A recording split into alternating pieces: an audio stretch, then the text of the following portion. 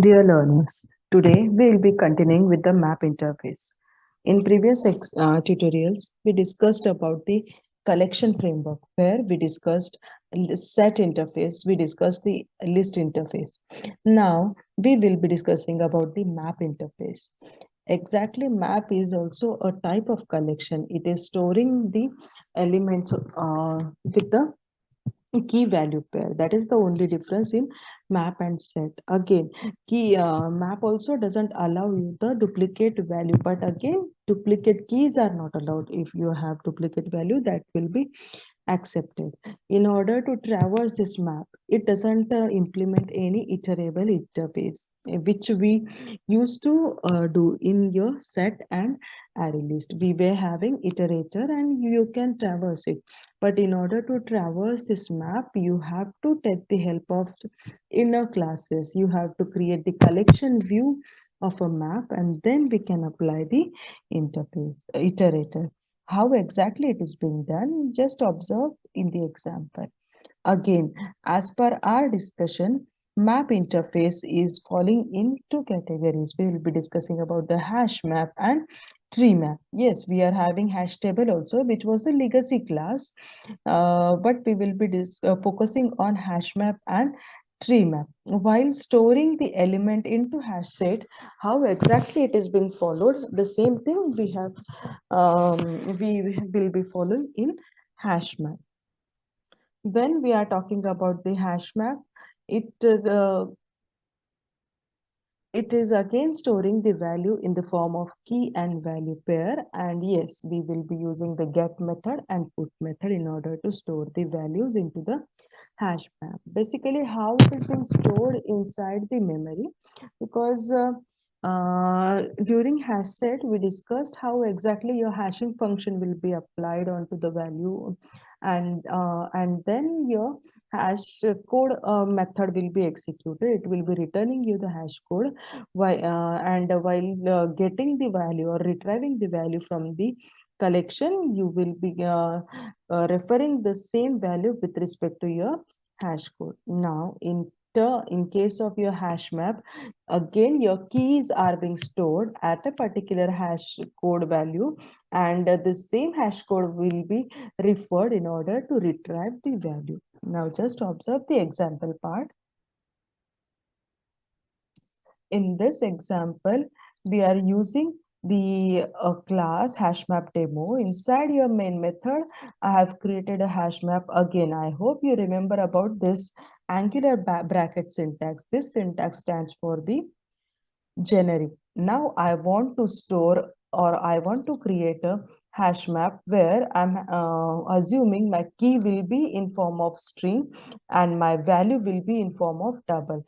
Till this example, till this map interface, we were having the generics as a single inside your angular bracket. But as hash map stores the key value pair, I need to provide key data type and value data type in an advance. Now I'm expecting keys will be in form of string and the value will be in form of your double. So I'm expecting the list of employees with their salary. So I have stored the employees, 5 employees and their respective salary. And in order to store, this time I didn't use the primitive data type. This time I have used the object. Object is double type. Now we are having two objects stored into the hash map. String will be considered as key and double value for a salary one as a value.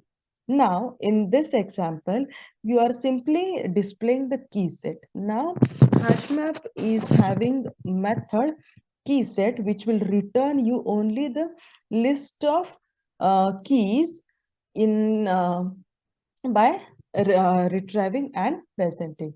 Now, key set, it will be returning you a set. List of keys will be returned. Now, just observe the execution part.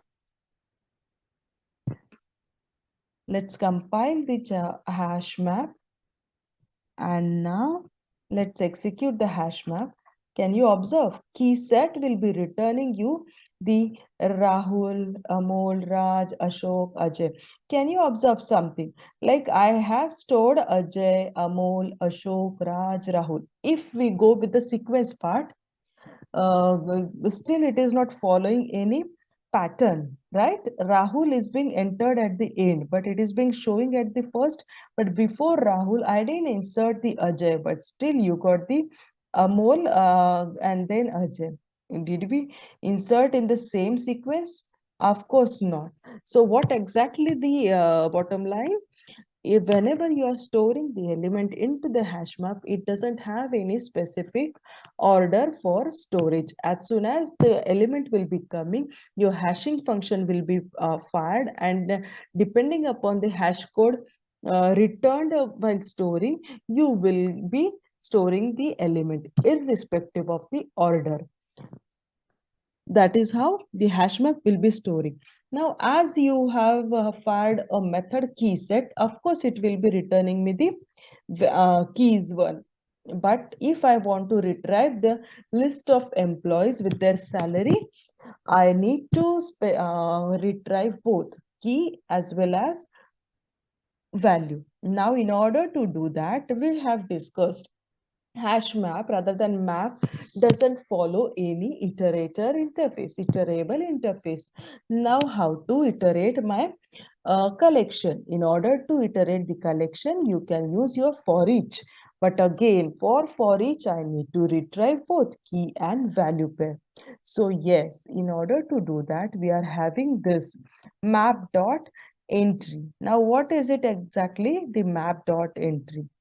Whenever we are talking about the map.entry interface, or rather than map.entry, is it's a class in you can say the inner class of the map class, where you will be retrieving the collection view map. So collection view map means what? You are having map as a different hierarchy where key and values are there. You are having collection framework as a different hierarchy where you are having list of values, no keys there. So in order to retrieve your map, you have to convert map into the collection one. How to convert that? Your map.entry inner class will be giving you a method entry set with which you will be returning a set of a map. Now, what it will return? A set of values. Value will be key value, key value, key value. Now, for example, you have stored Ajay with 2000 as a salary, Ashok with 4000 as a salary. So it will consider a individual entry, Ajay 2000 as a single element, Ashok 4000 as a single element. So like this, it will be returning you the entry set. Before that, just observe the output. If I am printing instead of key set, if I want to display the entry set, forget about what exactly it is returning. Just observe the output. Save this file and let's try to execute the code.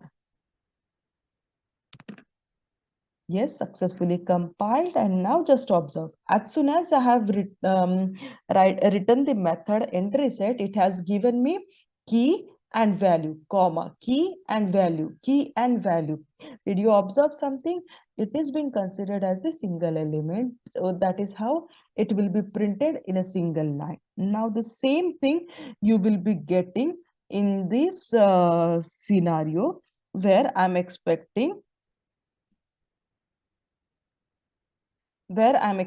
entry set as a single entry for your set because of your map dot entry.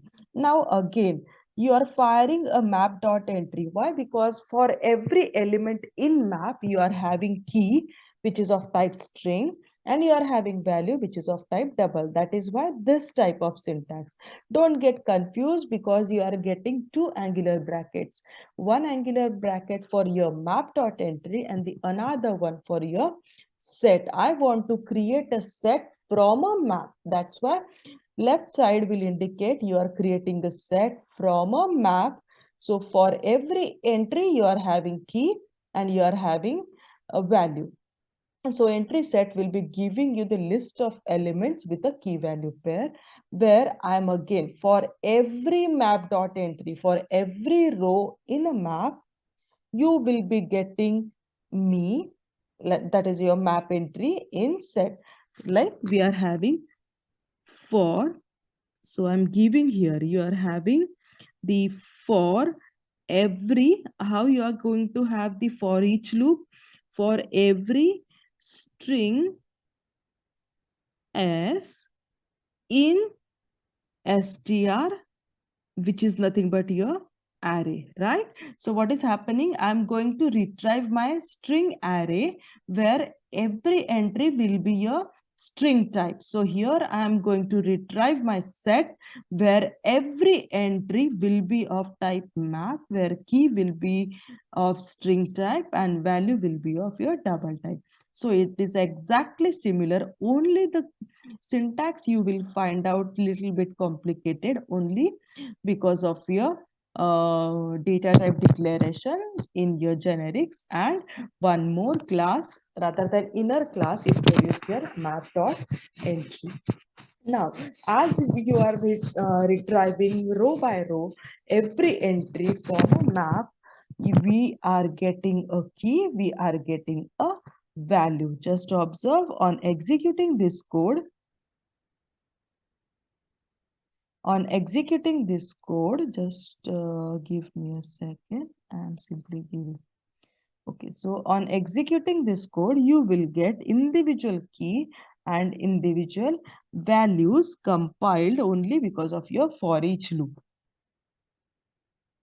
See, your Rahul and 1000, Amol and 3000. Accordingly, your values are being printed. Now, as we are having this for each loop, similarly, you can simply create a key part. You can simply create get a key set, and you are having a get method, right? Here you are using get key, here you are using get value. Similarly, you can have the get method which will return you a value of a key. So this is another kind of traversing the what? Traversing the your hash map irrespective of the values stored.